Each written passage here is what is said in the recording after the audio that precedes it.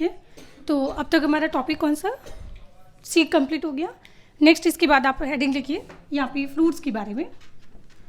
अच्छा, फ्रूट्स मुझे बताइए कहाँ से डेवलप होते हैं, ओवरी से, तो उस कैटेगरी को हम लोग क्या बोलेंगे, ट्रू फ्रूट।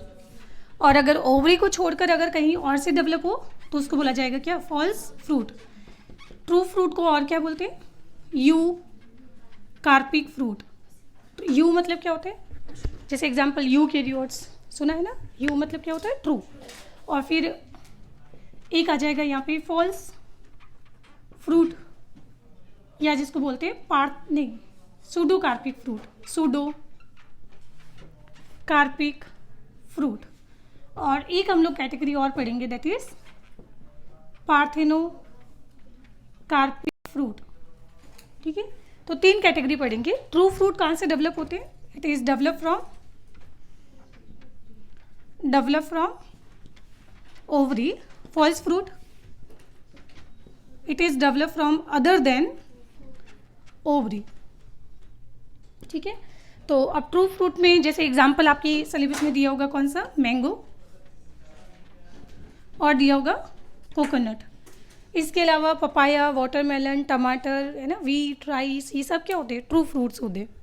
ये सारे सारे कैसे, ज़रूरी नहीं है बेटा कि फ्रूट हमेशा एडिबल ही हो, और सॉरी फ्लैशी हो, ऐसा कोई ज़रूरी नहीं है। जैसे वीट और राइस के अंदर कैरियोप्सिस फ्रूट होता है, बट वो एडिबल नहीं होता है। आपने अगर फैमिली पढ़ी होगी तो उसमें फैबेसी में आप पोट पढ़ते हो, तो वो क्या होता है, उसका फ्रूट होता है ना। सोलेनेसी में हम क्या पढ़ते हैं, कैप्सूल होता है, या फिर बेरी हम फ्रूट के टाइप पढ़ते हैं, राइट। तो फ्रूट्स के टाइप आपके सिलेबस में नहीं है, मॉर्फोलॉजी नहीं पढ़ना है। खैर, तो मैंगो के बारे में और कोकोनट के बारे में ऑलरेडी आपको बता चुकी हूँ कि इसमें एडिबल पार्ट क्या होगा, एपिकार्प, मीजोकार्प और एंडोकार्प सुना होगा। बस आपको ये याद रखना है कि ये जो तीनों है, सॉरी दोनों, ये कौन से फ्रूट के टाइप है, these are drupe fruit. And drupe fruit क्या होते हैं, जिसके अंदर आपको endocarp hard and stony अगर दिखाई दे, हार्ड एंड अगर क्या दिखाई दे, स्टोनी दिखाई दे, तो इस तरह के फ्रूट को हम क्या बोलते हैं, ड्रूप फ्रूट बोलते हैं। जैसे एग्जांपल आम खाते हो तो आम का छिलका जो होता है वो क्या होता है, एपिकार्प। आम के अंदर जो फ्लैशी पार्ट होता है वो क्या होता है, मीजोकार्प। और उसको खाने के बाद जो सॉलिड बॉल जैसा स्ट्रक्चर होता है वो क्या होता है एंडोकार्प। तो वहाँ पे एंडोकार्प कैसा है, हार्ड एंड स्टोनी आपको दिखाई दे रहा है, सेम लाइक कोकोनट। तो कोकोनट का जो सबसे बाहर वाला छिलका होता है वो क्या होता है, एपिकार्प। फिर उसके जो बाल होते हैं जिनको हम कॉयर बोलते हैं वो क्या होता है, मीजोकार्प होते हैं। और उसको छीलने के बाद जो सॉलिड बॉल जैसा स्ट्रक्चर होता है वो क्या होता है, अगेन एंडोकार्प होता है। तो वहाँ पे भी देखो आप एंडोकार्प को क्या देख रहे हो, हार्ड और स्टोनी देख रहे हो। तो एंडोकार्प जब कभी भी आपको हार्ड और स्टोनी दिखाई दे तो इस तरह की फ्रूट को क्या बोलते हैं, ड्रूप फ्रूट। और ड्रूप फ्रूट के एग्जाम्पल कौन कौन से हो गए, एक हो जाएगा मैंगो और एक हो जाएगा कौन सा, कोकोनट। कोई परेशानी, बाकी इसके अलावा जो आपको मन लगे वो यहाँ पे लिखते जाओ एग्जाम्पल, है ना। वाटरमेलन, पपाया, टमाटर, वीट, राइस, वो सारे इसके एग्जाम्पल हो जाएंगे। यहाँ पे आ जाते हैं फॉल्स फ्रूट के बारे में। तो फॉल्स फ्रूट मतलब अदर देन ओवरी, है ना। तो जैसे इसमें एग्जाम्पल क्या लिखे, एप्पल, वेरी नाइस, स्ट्रॉबेरी और स्ट्रॉबेरी, कैश्यू और क्या होता है, लीची, कैश्यू और एक एग्जाम्पल आ जाएगा कौन सा, लीची। तो एक चीज़ ध्यान रखना कि इन तीनों के अंदर, बात नहीं, इन तीनों के अंदर जो फ्रूट है वो कहाँ से, इसमें जो फ्लैशी पार्ट है वो क्या है, बेसिकली क्या होता है, थैलेमस। तो यहाँ पे थैलेमस जो है वो एडिबल होता है। अच्छा, वैसे तो मुझे बताओ कि इंटेग्यूमेंट कितने होते हैं ओव्यूल में, तो आपने 2 पढ़े थे, नहीं कभी कभी 1 भी हो सकते हैं। और कभी चंदन के अंदर, चंदन के जो प्लांट होते हैं ना उनमें ओव्यूल के ऊपर इंटेग्यूमेंट होता ही नहीं है, ठीक है। खैर वो सब नहीं पढ़ना है, पर लीची एक इंटरेस्टिंग है जिसके अंदर आपको इंटेग्यूमेंट 1, 2 और कितने दिखाई देंगे, 3। और सबसे बाहर वाला जो इंटेग्यूमेंट होगा वो एक्चुअल में क्या, नहीं जो थर्ड इंटेग्यूमेंट, बाहर वाला नहीं, बाहर वाला तो और अंदर वाला तो टेस्ट और टैगमन जो है वो तो बनाता है उसके ऊपर सीड कोट। लीची को छीलते हैं ना, वो क्या होता है, उसका टेस्ट और टैगमन होता है। फिर जो फ्लैशी पार्ट होता है, मतलब जो थर्ड इंटेग्यूमेंट होता है वो कैसा होता है, एडिबल होता है। और उसके लिए हम एक स्पेशल टर्म यूज़ करते हैं, क्या, एरिल, ठीक है। तो इसके अंदर हम बोलेंगे कि जो थर्ड इंटेग्यूमेंट होता है, थर्ड इंटेग्यूमेंट, ये क्या होता है, इसमें एडिबल होता है। और इसके लिए हम टर्म क्या यूज़ करते हैं यहाँ पे, एरी। बताइए कोई परेशानी? तो ये कौन सी कैटेगरी में हो जाएंगे यहाँ पे, फॉल्स फ्रूट। नहीं, आप सोच रहे हो कैश्यू, काजू में बेटा आप लोग दो तरह की चीज़ें खाते हो। आपको लगेगा ये तो एप्पल है, नहीं है बेटा, सेम इसका फ्रूट ऐसा ही होता है, कैश्यू के जैसा ही होता है। और जो काजू होता है, हाँ वो ऐसे बाहर लगा होता है।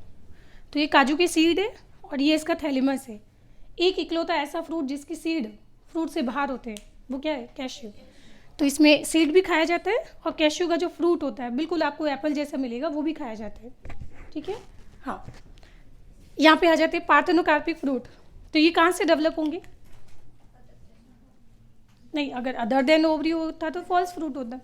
नहीं होगा, ओवरी से ही डेवलप, इसका मतलब ये है तो ट्रू फ्रूट ही।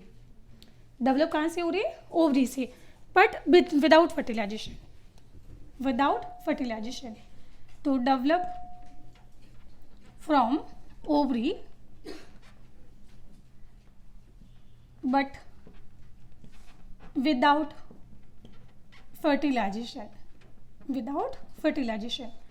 तो कहने का मतलब क्या हुआ कि जो ओवरी है उसको तो मौका मिल गया फ्रूट में कन्वर्ट होने का, बट ओवरी के अंदर जो ओव्यूल था, ओव्यूल को तो मौका ही नहीं मिला सीड बनाने को, है ना। तो इस तरह के जो फ्रूट होते हैं उनके अंदर सीड नहीं होता है। तो ये कैसे होंगे? ये हो जाएंगे यहाँ पे सीडलेस फ्रूट हो जाएंगे, पार्थेनोकार्पिक फ्रूट। पर ध्यान रखना ये ट्रू फ्रूट की कैटेगरी में आते हैं। ठीक है, इसका कोई एग्जाम्पल? अब पार्थेनोकार्पी आपके पास दो तरह की होती है, एक होती है नेचुरल और एक होती है आर्टिफिशियल। जैसे आपने नेचर में पार्थेनोकार्पी कहाँ देखी है? ऐसे कोई फ्रूट जिनमें बीज नहीं मिलता है, जैसे एग्जाम्पल बनाना, अंगूर, इनके अंदर नेचुरली आपको नेचर में पार्थेनोकार्पी देखने को मिलती है। पर क्या हम इसको इंड्यूस भी कर सकते हैं? सही बात है। देखो होता क्या है ऐसा फर्टिलाइजेशन के बाद कि ओवरी सडनली फ्रूट में कन्वर्ट हो जाती है। फर्टिलाइजेशन के बाद ओवरी में ऐसा क्या चेंज आता है? फर्टिलाइजेशन के बाद एक्चुअल में ऑक्सीन का प्रोडक्शन शुरू हो जाता है, एंड ऑक्सीन ही हार्मोन है जो एक्चुअल में उसको फ्रूट में कन्वर्ट करता है। ठीक है, बनाना और अंगूर के अंदर ऑक्सीजन की कंसंट्रेशन ओवरी में पहले से बहुत ज़्यादा होती है, पहले से ही बहुत ज़्यादा होती है। तो फर्टिलाइजेशन जब तक होगा तब तक तो ओवरी खुद ही फ्रूट में ऑलरेडी कन्वर्ट हो चुका होगा। तो इस चीज़ से हमें क्या आइडिया मिला कि अगर किसी फ्लावर के ऊपर अगर बाहर से ऑक्सीजन का स्प्रे कर दिया जाए तो उसमें पार्थेनोकार्पी क्या की जा सकती है? इंड्यूस की जा सकती है ना। तो आप इसको आर्टिफिशियल बोलो या फिर आप बोल दो इसको इंड्यूस पार्थेनोकार्पी। और इंड्यूस कैसे करें हम? Bye spraying oxygen. तो यहाँ पे ऑक्सीजन हार्मोन की मदद से हम पार्थेनोकार्पी इंड्यूस कर सकते हैं। जैसे एग्जांपल आपने आजकल पपाया खाए होंगे, तो कभी कभी ऐसे पपीते मिलते हैं जिनके अंदर बीज नहीं होते। कभी आपने ऐसा ऑरेंज जरूर खाया होगा जिसके अंदर कभी कभी सीड नहीं होते, है ना। मेरा ये विश है कि क्या पता साइंटिस्ट जल्दी से वाटरमेलन में पार्थेनोकार्पी अगर इंड्यूस कर दे, क्योंकि जो तरबूज खाते हैं उसमें मेन दिक्कत क्या होती है, बीच में बीज जो होते हैं एज अ हिंड्रेंस क्रिएट करते हैं ना। सोचो अगर उसमें बीज नहीं होते तो, है ना। तो मेरी आवाज़ क्या पता कोई सुन रहा होगा।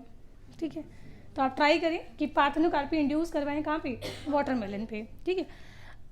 अच्छा, क्या मुझे बताओ कि अनार के ऊपर पार्थेनोकार्पी काम की है क्या? क्यों? क्योंकि जहाँ पे पार्ट है खाने वाला एडिबल पार्ट सीड हो, तो वहाँ पार्थेनोकार्पी करवा के क्या कर लोगे, है ना। तो अनार में खाया क्या जाता है? सीड खाया जाता है। ठीक है, जैसे कैश्यू है, कैश्यू के ये वाले जो सीड होते हैं, इसमें ये वाला ग्रीन वाला जो पार्ट है वो क्या है? सीड है। बादाम में क्या खाते हैं? मटर में क्या खाते हैं? है। तो जहाँ पे हम बोलेंगे कि पार्ट ही खाने वाला एडिबल अगर सीड हो, तो वहाँ पे बेटा पार्थेनोकार्पी जो है वो वेस्टफुल प्रोसेस हो जाएगा। क्यों? क्योंकि हम बोल रहा था कि यहाँ पे जो फ्रूट बनेंगे वो कैसे होंगे? सीडलेस होंगे। कोई परेशानी? ठीक है, तो मुबारक हो, कंप्लीट हो गया हमारा कौन सा? फ्रूट वाला पार्ट। ठीक है, लिखिए इसको।